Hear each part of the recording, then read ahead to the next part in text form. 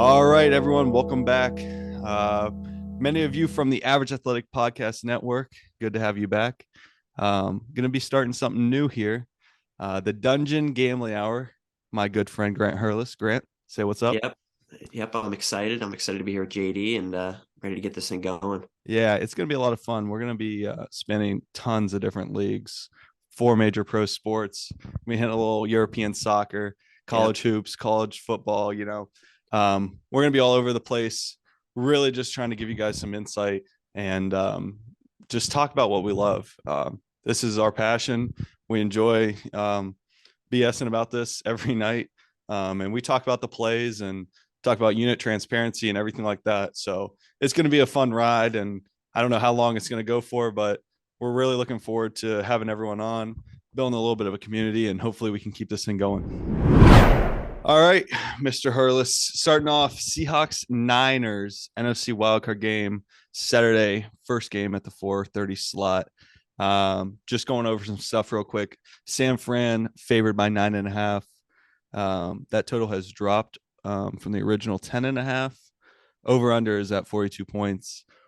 Really, how do you put a rookie quarterback into this situation, and what do you feel like is the best move for the 49ers? What are their keys to victory against the Seahawks? So I really like Brock Purdy in this spot. I think he's more of a game manager quarterback anyways. I don't think they'll task him with doing too much in this scenario. Geno Smith on the other side, though.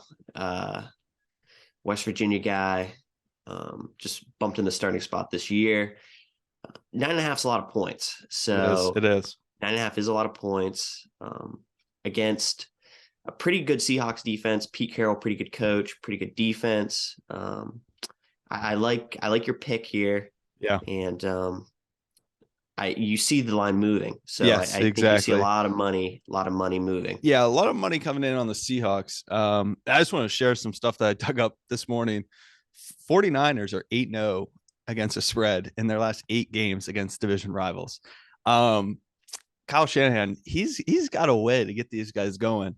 And just knowing him and knowing the defense, I don't see this as necessarily a blowout, but I have such a hard time sticking with, like, I love Geno, I really do, but Geno in a playoff spot, I don't know how valuable that is for Seahawks. And if you're a Seattle fan, I don't know where you go from this.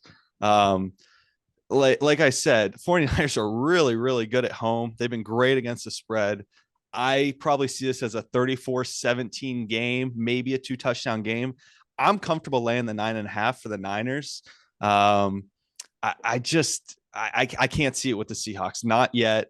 They have to get a better run game, but it's going to be a tough game. And, with everything going on with Purdy, like you said, I think he's going to have to be a game manager when it comes down to it. He's going to have to rely on the defensive stars of that team and really that home field energy. I think it's going to carry them a long way. I'm fine laying the 9.5. That's my pick for this week. Great. Who do you like? I also like the Niners. I like the Niners a lot. I think 9.5 is a lot of points, but it's something I'm comfortable going with here. You have a very good run game with McCaffrey. You got receivers who are very good after the catch. Yeah. With Debo, Ayuk, Ray McLeod, and then a very good defense too. So the 9.5 I'm very comfortable with as well. I love it. All right, let's move to the AFC now. Saturday late game, slated in primetime, Chargers and Jags. I was really surprised by how this line moved. I know it opened up at Chargers 3, then got bet down to 1 at some point on, I want to say Tuesday or Wednesday, got bet down. It is now back up at 2.5. Over unders at 47.5. If you want to touch the money line, LA right now is minus 140, Jacksonville plus money at 118. We just got news today as we're recording this. Mike Williams is going to be out, so that's going to hurt the Chargers big time. I like the way he was able to stretch the field. He was very vertical for them in the absence of Keenan Allen all year.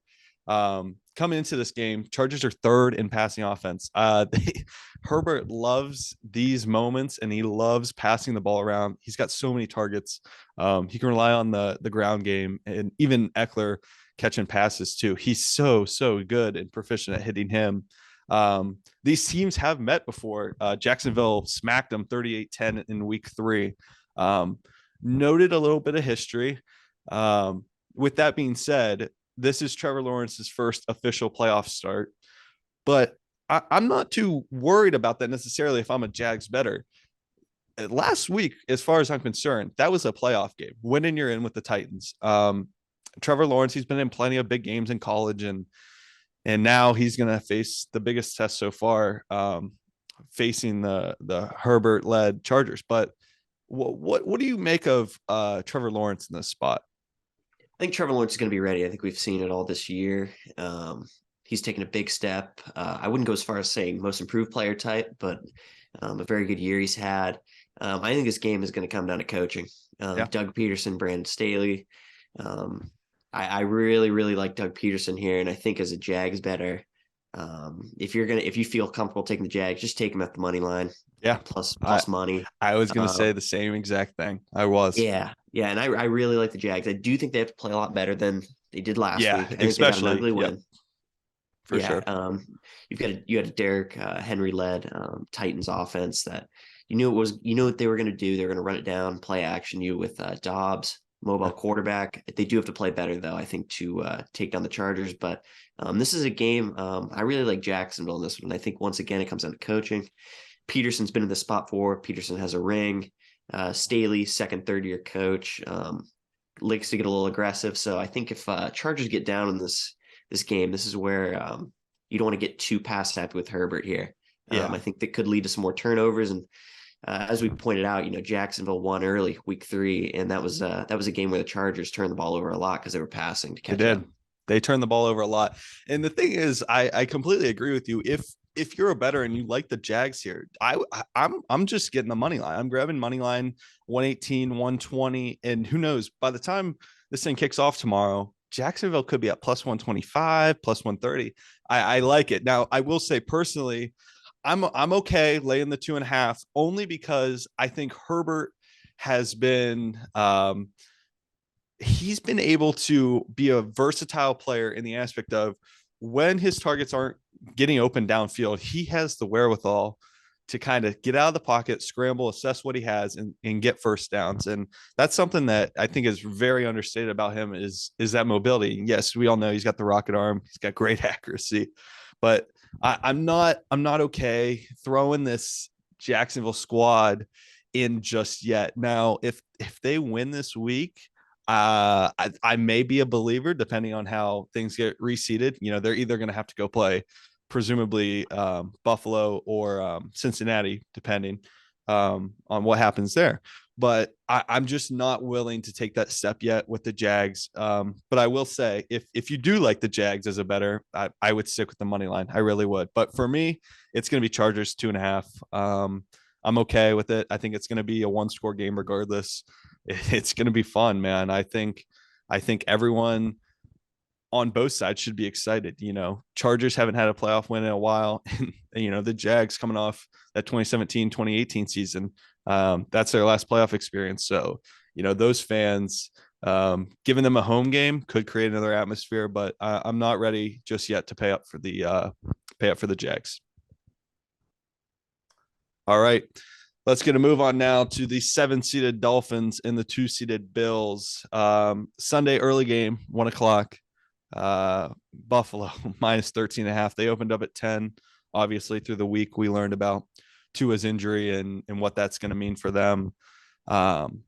It's just I have a hard time finding anything I like about the Dolphins. I gotta say, earlier in the week, I put both the Bengals and the Bills in a tease, and I was able to get it at plus money at like plus 105.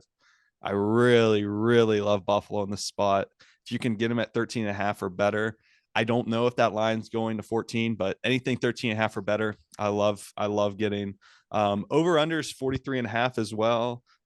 Just a few stats for you. Buffalo's offense is averaging just under 400 yards this season, second in the NFL. We know how great that offense is and how great Josh Allen is. They got the second highest scoring offense at 28.5 points per contest. Buffalo 7-1 at home. Now these two teams did split in the regular season, but that's with Tua. And obviously we know without Tua, this Dolphins team does not go.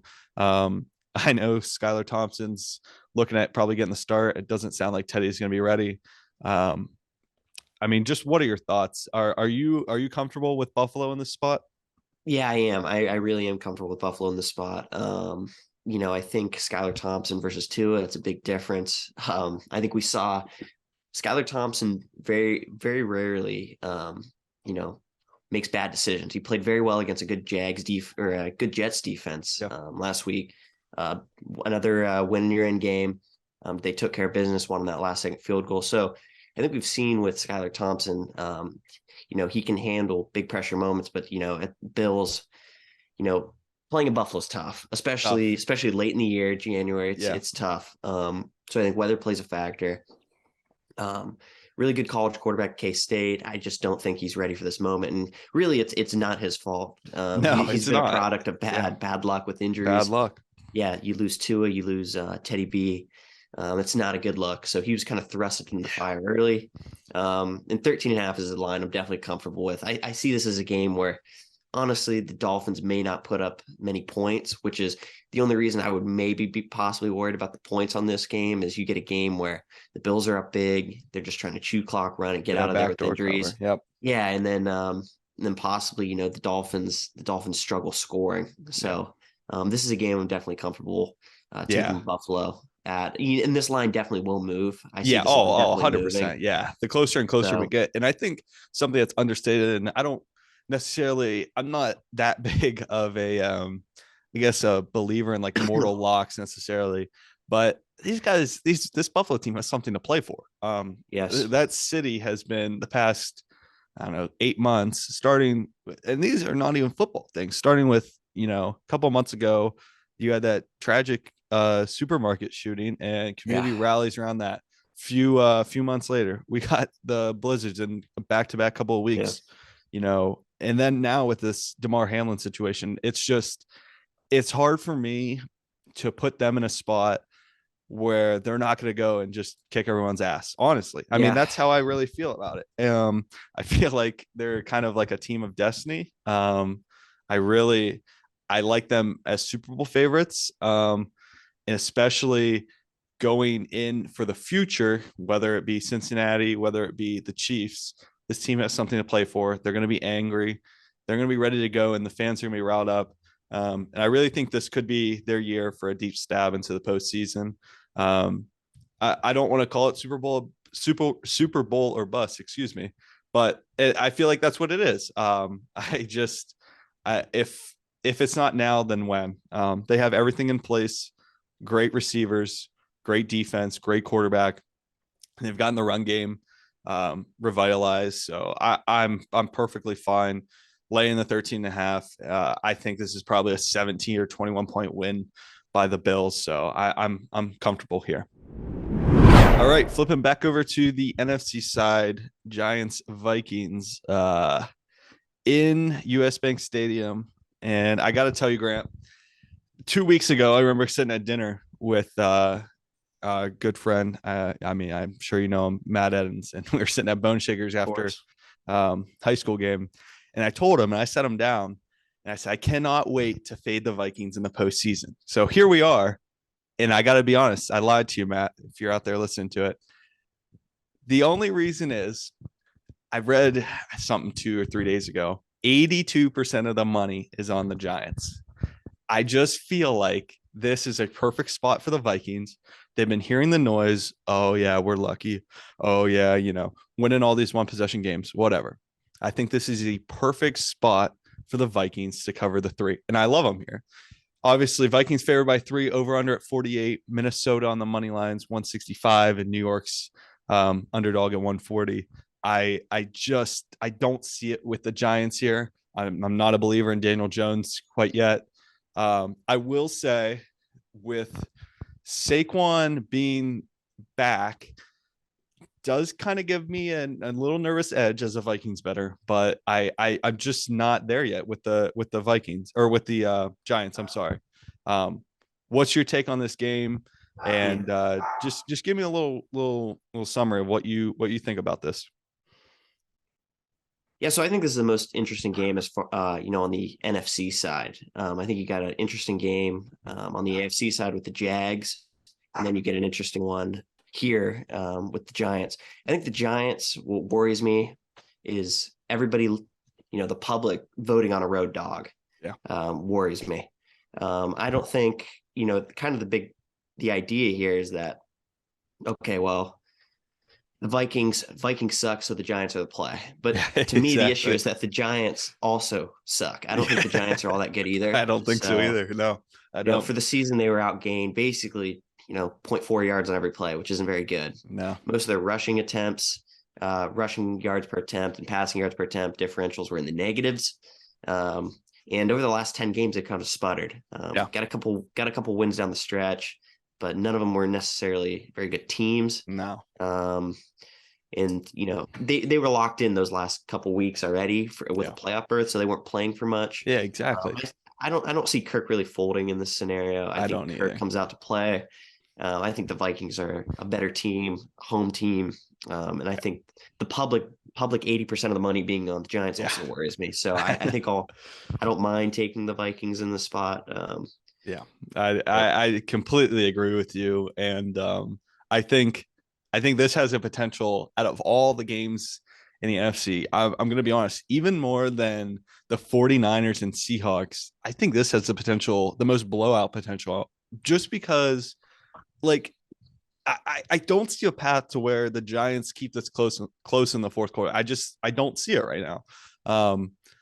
Now, the thing is it token, this game isn't necessarily in primetime, but is it primetime Kirk, where he just isn't reading the ball or isn't reading the defense right, throwing bad balls, very inaccurate. Is this a spot for him? I don't think so. But we're going to find out. And I'm excited to really watch this game. I got this one circled for sure. But let's move across to a divisional matchup in the AFC.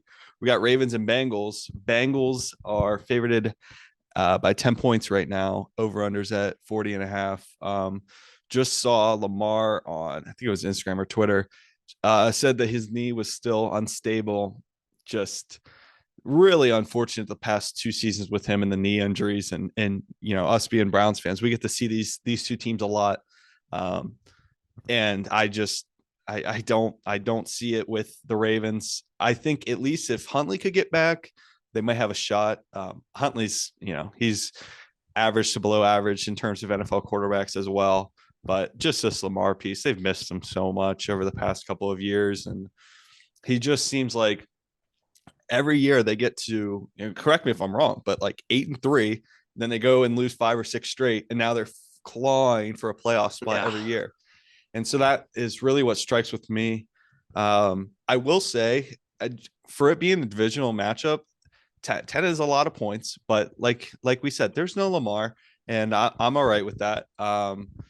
The thing that I really want to hit on here is how is Joe Burrow going to respond from last year's postseason run? Okay. This guy was the coolest guy in America. He was the hottest quarterback in the AFC. And he really, just delivered game in after game in after game in. And they had to go on the road, except for that wildcard game against Oakland. They had to go on the road for 2 games in the AFC, which is no easy task. I just wonder, can Joe Burrow answer the bell again? And for me, I think that's yes. How about you, Grant? Do you think Joe Burrow is going to be able to answer the bell? So I think this is another interesting game. I think the line is definitely going to move depending on whether we figure out Huntley or Anthony Brown is going to play for the Ravens. I think with Huntley, I think you definitely have a chance as the Ravens. This is another game where I think if you're a Ravens better, maybe sprinkle a little on money line. Yeah. It's hard in the NFL. It's really hard to beat a team twice back-to-back weeks. And we've actually seen a couple of rematches this week. So I think it's going to be interesting. Once again, though, I think it's really based off of who's at the home as a signal caller for the Ravens this week. We saw, as Browns fans, I think week 15, we saw Huntley at our place and kind of what we expected, game manager type. The issue with the Ravens, and this has been their issue, the reason that, they sputter out at the end of the year is just injuries, bad luck. Same thing we saw with the Dolphins. They get injured a lot down the stretch, whether it's due to conditioning, medical staff. I don't know what it is, but it seems every year they're in that same spot. And another issue with the Ravens that I see a lot is their offense is completely based around Lamar Jackson. When you don't have Lamar Jackson as a quarterback, you see the system fails. That's why they surround Lamar in the quarterback room with guys that are, like him, like Anthony Brown and Huntley. Right. But I see this as a game actually where I think if you see Huntley at the helm, I think the Ravens can definitely be in this game because it's a divisional game. I think the Ravens, I think Harbaugh's going to have these guys ready, and I think it's going to be, closer than a lot of people expect. Yeah, I can definitely see that side of it, and I do agree with you. If we find out on Sunday that Huntley's gonna start, I can see the Ravens covering this game. I don't really love the total. I don't love if I had to pick as it stands right now, I'd lean Bengals. But like 10's a lot, I just don't see it. We know how the AFC North works. This game is 21-17. This game's 24-21, 17-10. And none of those scores are covered if you're the Bengals. And so the AFC North is for the past 20 years has been built on defense, and both these squads, they do have good defenses. So, I mean, with the total even being at 40.5, I don't necessarily love the under. I would stay away as a bettor myself. I don't necessarily love this game. But if you had to,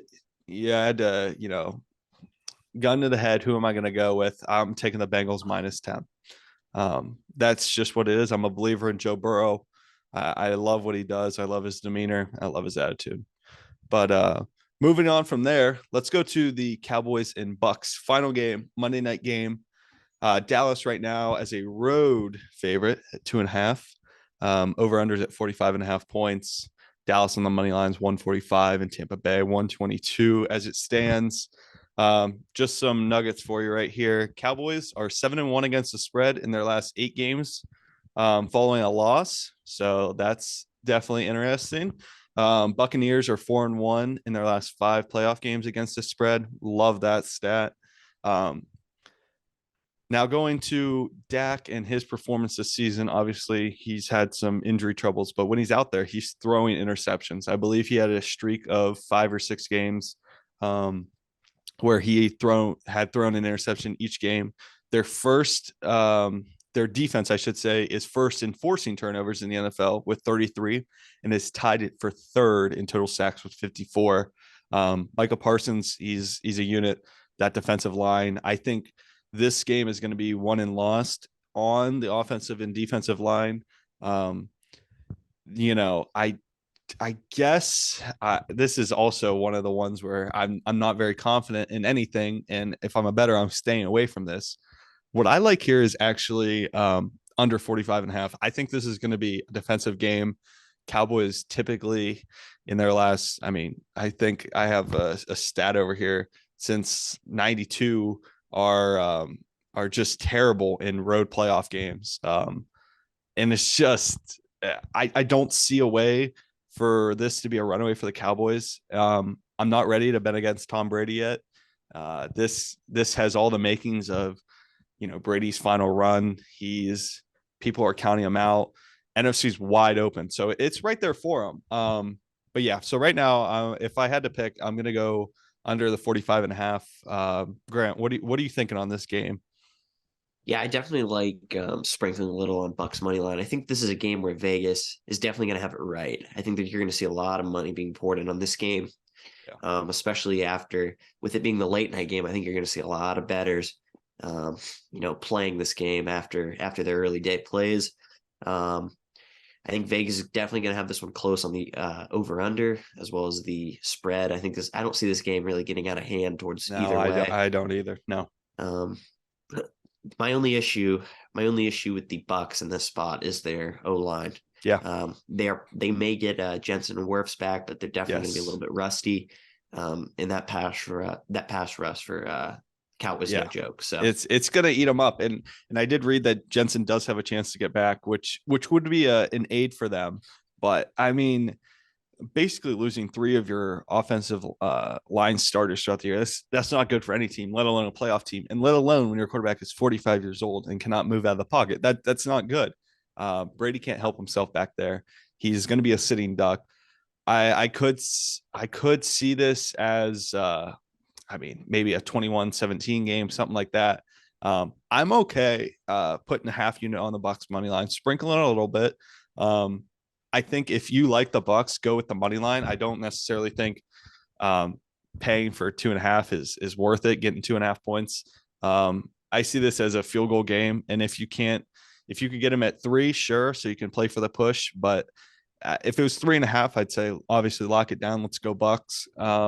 But I don't see it here. I think if you like the Bucks, take the money line and just be done with it. I think this has the potential for Brady to hit Godwin and Evans. I mean, Evans coming off a phenomenal last game, 3 touchdowns. I mean, these guys couldn't be stopped in week 18. And so I'm not ready to bet against Tom Brady yet, but I would sprinkle Bucks money line, and I like the under here. All right, Grant. So that wraps up our NFL talk. Really, really good discussion, and I think we hit a lot of key points amongst all the games going on.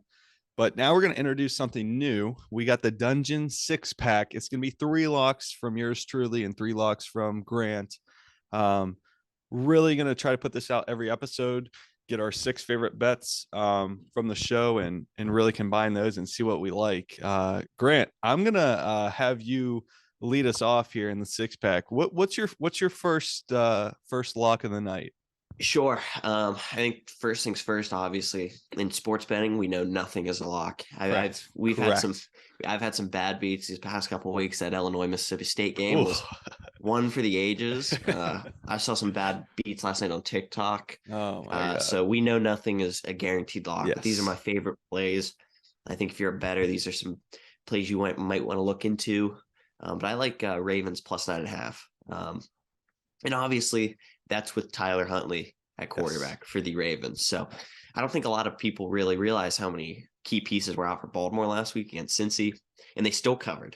Still kept it close, correct? Yeah, still kept it close. Held Cincy to 3 second-half points where all the starters, played all game. The Bengals are also going to be missing 2 linemen, and I think we saw this. Rookie year Joe Burrow, when he's got a bad O line and he's forced to be flushed out of the pocket and he's getting pressured, he's not as good as when he can stand behind a good strong Bengals O line. So I like Ravens plus 9.5 as my first lock. I love it.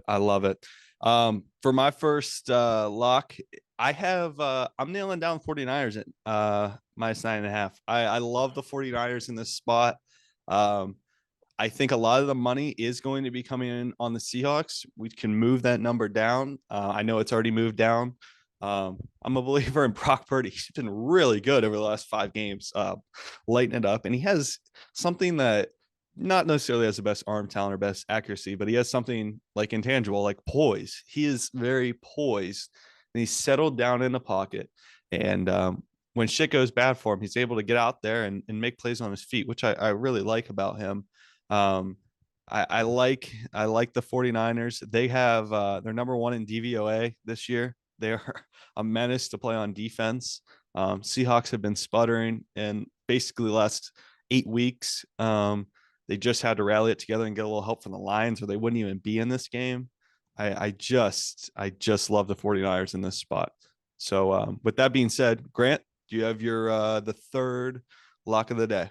Yeah, for our third one, then my second one, I like Vikings minus 3 in this spot. Once again, I think the Giants are everybody's sucker upset this week. They think the Giants are gonna pull it off on the road in Minnesota. I just don't see that happening. In the last 10 games, the Giants are only 3-6-1 with a negative point differential, and they're only 3 wins over that stretch where against Houston, Washington, and Indianapolis. So not exactly murder's row for opponents. Yeah. I feel to see how a blowout of the Colts, who had already quit. Yeah. They quit the season after that Vikings come back. So yeah. Oh yeah. Colts team that gave up a bad Houston team and a middle of the road Washington team are their only wins.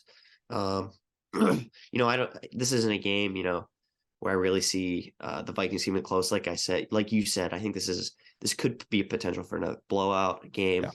Yeah. Um, I do think it's strange, that people have a strong opinion um, on the Giants on this game. I just don't see it with Danny Jones having that X factor. Good mobile quarterback, but Yeah. doesn't have that X factor like I see with someone like Brock Purdy, who I really, really like. I think he has, the swagger that we saw of like a Joe Burrow. And Yeah. I think that, the team's kind of rallying around that. These are two basically 500 teams, and the Vikings do have a very good home field advantage. So I think the spread's spot on at -3. I love it. I could not agree more. I love the Vikings in this spot, and I think they're going to cover. And I do think this has to be blowout city potential. With that being said, I'm going to go to the fourth lock. I'm going to get a little contrary to the public, get a little contrarian. I'd like the Chargers -2.5. Now, if this thing moves to 3, I'm not touching it. If we can get it at 2.5 or better, I love the Chargers in the spot.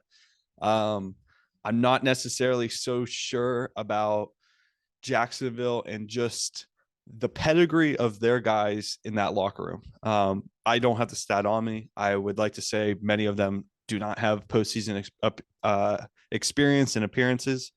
Um, I love the Chargers here. They're 11-5-1 against the spread. They've been good all year. Um, the only thing that worries me is the Brandon Staley factor. We know he has a track record of just completely blowing up games. But I think in the playoffs he'll be a little more locked in. He's going to be aggressive. I'm all right with that, and I'm okay with laying the 2.5 for the Chargers. Definitely, definitely. Grant, take it away with pick 5. So yeah, for my last lock, I really like Cowboys -2.5 in the spot. Started off the week at 3 for Dallas, and I think I would pass on a -3 with that push. I like the -2.5 enough for it to be a play. Um, you know, for me, Todd Bowles is kind of a lame duck coach. I don't see, Yeah. I don't see it with him. I think Bruce Arians kind of had an X factor, and I think I don't think Todd Bowles on the same level as Bruce Arians. So I don't think you're going to get that same play out of the Buccaneers you had in the last couple seasons. And I also think this is a game where the line may move to possibly -3.5 towards Dallas. But Definitely. I'm going to go Cowboys -2.5. Yeah, get them early. Get those Cowboys early if you like them. I think I'm pretty sure this morning I still checked. You can still grab them at 2.5. Make sure you grab that line before this thing moves because it has the potential for the Cowboys to cover, and I do like that a lot. And for the final pick, the 6th pick of the 6-pack, I'm going to go a little different here. I'm going to go over 43.5 in the Bills Dolphins game. I think personally, the Bills have the ability to cover this line by themselves. I can see a 45-7 game here. And that's not that out of this world. I'm just thinking back to that playoff game.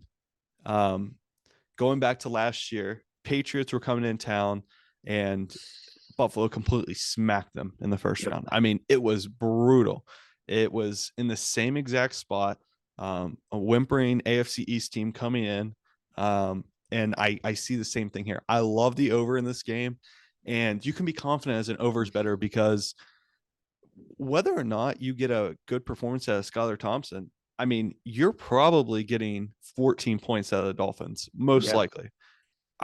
Who's to say? I think the Bills score 35 here, and that covers the over way more. And so I think the over is definitely in play here. Now I will say, sounds like Buffalo. I know we were getting some snow this week.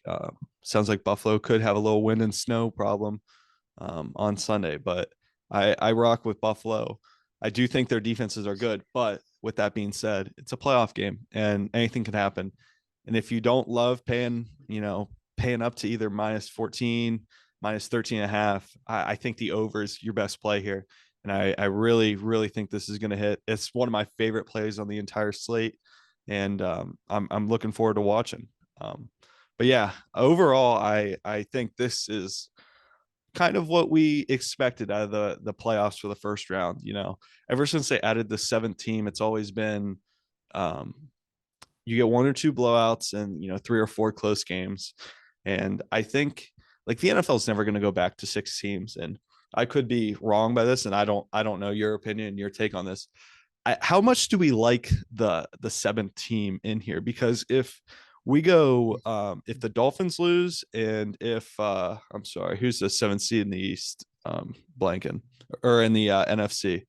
Seahawks.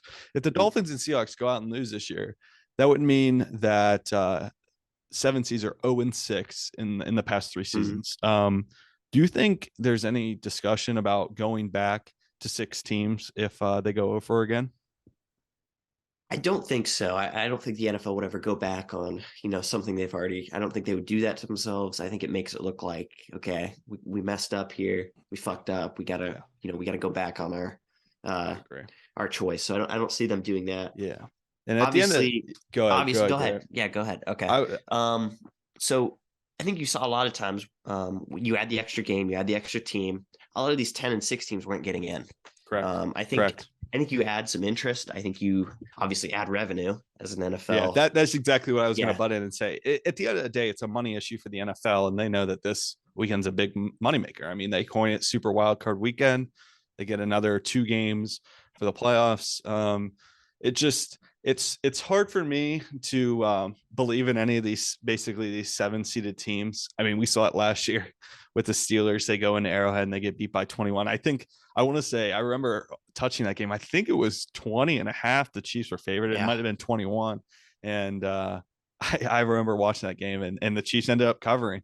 I mean, these 7 seeds year in and year out so far have just gotten smacked. And I don't see it again. Now, I will say, like, the 7 seeds, at least in the AFC, the Dolphins, they're hurt, and we know that. Who knows if Tyreek Hill is going to be 100%? He went out last week against the Jets.